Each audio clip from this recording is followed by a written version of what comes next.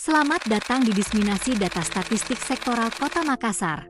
Kali ini kita akan membahas tentang data mengenai sumber daya alam di Kota Makassar. Pertanian. Kota Makassar tumbuh dan berkembang sebagai daerah perdagangan, pendidikan, industri dan jasa-jasa yang mempunyai daya tarik kepada penduduk migran untuk datang dan bermukim di Kota Makassar. Hal ini menyebabkan sumber daya alam khususnya lahan pertanian semakin menyempit yang diganti dengan tumbuhnya pemukiman-pemukiman.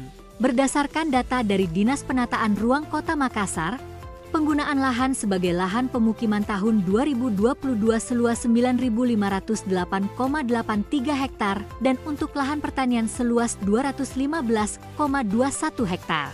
Mencatat hasil produksi komoditas tanaman pangan masih didominasi padi dengan jumlah produksi sebesar 16.751,91 ton dari luas panen 2.587,33 hektar.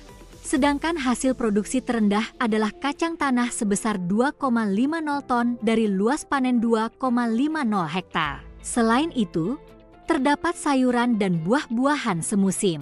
Tanaman sayuran semusim adalah tanaman sumber vitamin, mineral dan lain-lain yang dikonsumsi dari bagian tanaman yang berupa daun, bunga, buah dan umbinya yang berumur kurang dari 1 tahun.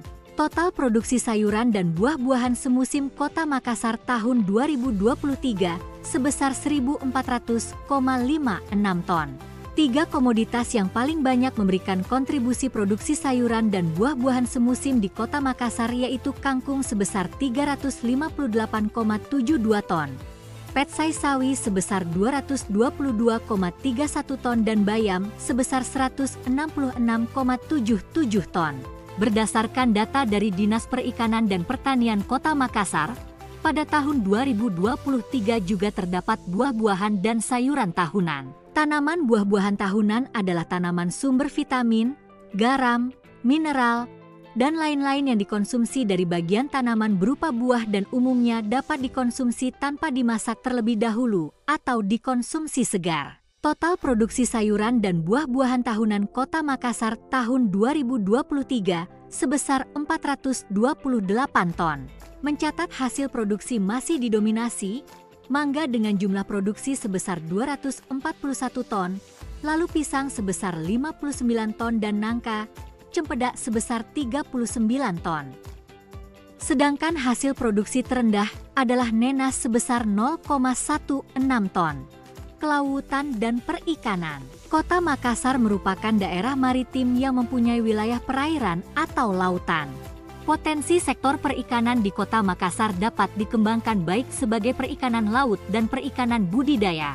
Berdasarkan data Dinas Perikanan dan Pertanian potensi perikanan laut, pada tahun 2023 diperoleh hasil tangkapan sebanyak 20.772,5 ton meningkat sebesar 5,89% dibandingkan tahun 2022. Selain itu, pada tahun 2023 total produksi perikanan budidaya di Kota Makassar mengalami penurunan 400,55 ton atau sekitar 20,77% dibandingkan tahun 2022.